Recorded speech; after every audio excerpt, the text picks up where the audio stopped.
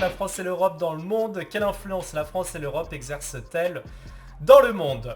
Alors ici là la question qu'on va se poser c'est en fait ça va être divisé en trois. On va le voir d'un côté non pas géographique, culturel, politique, économique, à chaque fois une partie sur la France puis une partie sur l'Union Européenne ou vice versa. Enfin bref, on fera les deux. Et on va commencer par la culture. Et on va commencer par la culture française, une référence mondiale, un petit cocorico ici. Cinquième langue dans le monde, d'après les chiffres du monde en 2018. La francophonie qui en plus, donc la francophonie c'est le regroupement des pays qui parlent français et qui valident les valeurs de démocratie, qui valident les valeurs de droits de l'homme, etc. Et du coup ça permet d'assurer la diffusion de la langue et de la culture française à travers l'étranger. Plus, ça tombe bien, actuelle est présente actuellement dans le chat, mais les établissements scolaires et les centres culturels un peu partout dans le monde, en fait, qui permettent à cette culture française de continuer de se développer et à la langue française de continuer de se développer. Elle ne vous dira pas le contraire puisqu'elle vous parle en français dans le chat. Et après, un art de vivre à la française avec la mode, la gastronomie, etc. Vous savez que la mode est très bien suivie, que la gastronomie aussi. Enfin bref, c'est vraiment les fers de lance de la culture française. Et à Shanghai, ils se sont même amusés à créer un espace commercial dédié à l'art de vivre à la française. Donc en fait, tous les produits là-dedans sont français et c'est que une manière de vivre française parce que ça fait rêver quoi. Et donc comme je vous disais, la culture, ça c'est... Alors c'est pas cette photographie-là que je montre à mes élèves parce qu'on a une autre, mais en tout cas c'est dans la même ville. Et de la manière dont je le montre, on dirait que c'est Paris, sauf qu'on voit un peu les bâtiments haussmanniens avec certaines photos. On voit la tour Eiffel, mais vous voyez qu'on n'est pas du tout à Paris, on est en Chine. Et on les reconnaît aux bâtiments qui sont autour. Donc bon, la tour Eiffel ne fait que 110 mètres, hein, elle est loin des 300 mètres effectivement de la France. Mais voilà, c'est clairement quelque chose qui est porteur. Là, on est sur les pays de la francophonie. Les pays que vous avez en bleu, c'est des pays qui ont la langue française comme langue maternelle. Donc la France, le Québec, les départements et régions d'outre-mer bien évidemment. Vous avez aussi une partie de la Belgique, une partie de la Suisse. Ensuite, vous avez une partie en bleu foncé, ce sont les régions où la langue française est la langue officielle, donc c'est pas la langue maternelle, mais c'est-à-dire que c'est une langue officielle, donc généralement les élites de ces pays la parlent. Donc vous avez beaucoup de pays, notamment en Afrique.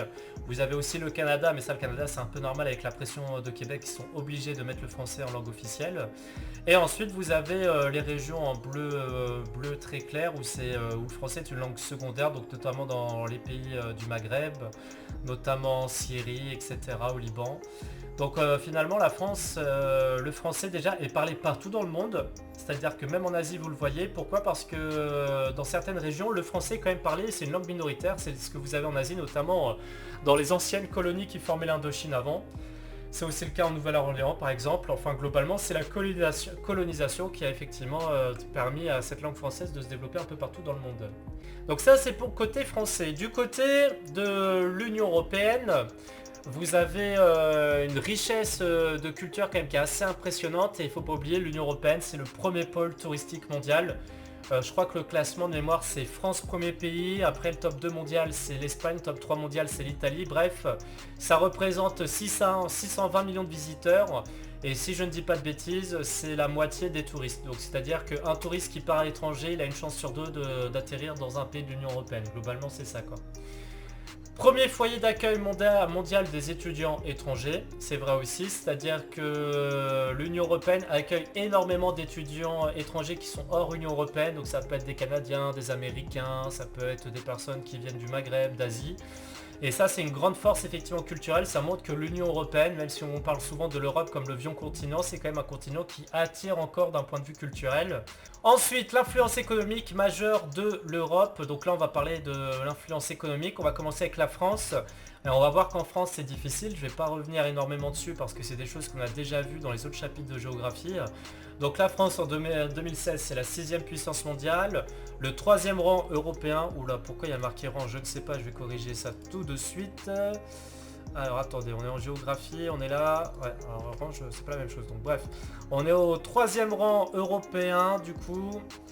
Derrière l'Allemagne et le Royaume-Uni, et on a une économie tout de même qui est ouverte sur le monde, c'est ce qu'on avait vu tout à l'heure avec la double interface, mais notamment quand même 20 000 entreprises étrangères qui emploient 2 millions de salariés, donc 2 millions de salariés français sont employés par des entreprises qui ne sont pas françaises, et dans le top 200 des entreprises les plus importantes dans le monde, 17 sont françaises, donc ça montre quand même qu'on a C'est contesté, voilà. C'est que d'un côté on a des belles choses, d'un côté c'est beaucoup plus compliqué, notamment au niveau du solde commercial. La France achète beaucoup trop à l'étranger, n'arrive pas à vendre.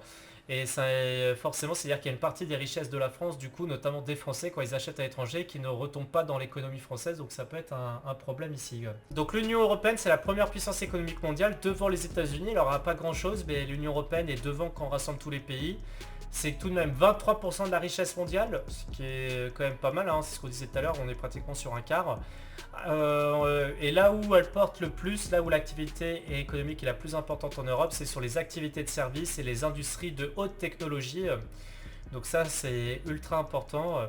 Et ensuite on a aussi des firmes transnationales comme Philips par exemple qui dominent leurs marchés respectifs. On a aussi Shell.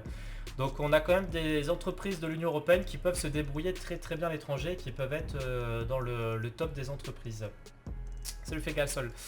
Ensuite, on a du coup, je vous ai mis une carte, quelque chose qui peut tomber au brevet. On peut vous demander les pôles de la triade et donc l'Union Européenne là-dedans. Donc les pôles de la triade c'est quoi? C'est d'un côté le Japon et la Chine. De l'autre côté l'Europe, donc l'Union Européenne. Et enfin pour finir l'Amérique du Nord, c'est les trois grands pôles du commerce mondial. Donc vous avez vu que l'Amérique du Nord, si on rassemble États-Unis et Canada, on est déjà à 25% du PIB, donc on est devant l'Union Européenne, si on rajoute le Canada avec les États-Unis. 10% du côté du Japon, de la Corée du Sud, et si on rajoute la Chine, on serait encore au-delà. Donc globalement, la majorité des richesses est produite dans ces trois pôles. Au niveau des échanges, vous voyez que quand je vous parlais de solde commercial déficitaire, vous voyez qu'on a une flèche qui est beaucoup plus grosse qui va de l'Asie vers l'Europe, qui est beaucoup plus large, donc c'est-à-dire que globalement plus de choses arrivent sur le territoire français, mais moins en ressortent après, en tout cas au niveau de l'Union Européenne, etc. Donc c'est un peu l'un des soucis actuels. D'un point de vue géopolitique, l'influence est assez inégale. D'un côté, on a la France quand même qui est présente pour l'ONU, qui est présente pour l'OTAN, donc c'est quand même des institutions très importantes, ça montre le rôle important qu'elle a du coup dans le monde. Elle a un réseau d'ambassades très développé derrière les États-Unis, si je dis pas de bêtises, donc ça montre quand même que la France peut avoir un regard un peu partout. Et c'est la deuxième ZEE mondiale. ZEE, pour ceux qui n'ont pas suivi, c'est les zones économiques exclusives. Donc c'est les zones autour d'un pays, notamment dans les mers, qui appartiennent exclusivement à l'économie française. Donc un truc tout bête, il y a le poisson appartient aux pêcheurs français, les puits de pétrole appartiennent à la France et ils ne peuvent pas être exploités d'un point de vue d'un autre pays sans l'autorisation de la France. Ça représente tout de même 11 millions de kilomètres carrés. La France, c'est très grand. Donc voilà, et du côté de l'Union Européenne, en revanche, c'est plus difficile. Pourquoi? Parce qu'ils sont 28 pays, ils ont du mal à trouver une position commune, par exemple, sur les frontières, sur le terrorisme, etc. Donc tout ça, effectivement, ça peut les mettre en difficulté. Ça peut faire aussi que du coup, ils ne parlent pas tous... Enfin, ils parlent pas tous d'une voix unique. Et généralement, quand Donald Trump il va en Europe, il va voir Angela Merkel, il va voir Theresa May. Bon, maintenant, il la verra plus. Il pouvait voir aussi Emmanuel Macron, mais il allait rarement voir le président de l'Union Européenne. Il s'en fichait un peu, quoi. On a un rôle international également qui s'affirme progressivement petit à petit. C'est-à-dire qu'on a de plus en plus d'interventions militaires et notamment on a de plus en plus d'aides qui sont accordées aux pays en voie de développement. Donc ça montre que l'Union Européenne, en fait, d'année en année, elle pèse de plus en plus de poids, mais c'est pas encore ça.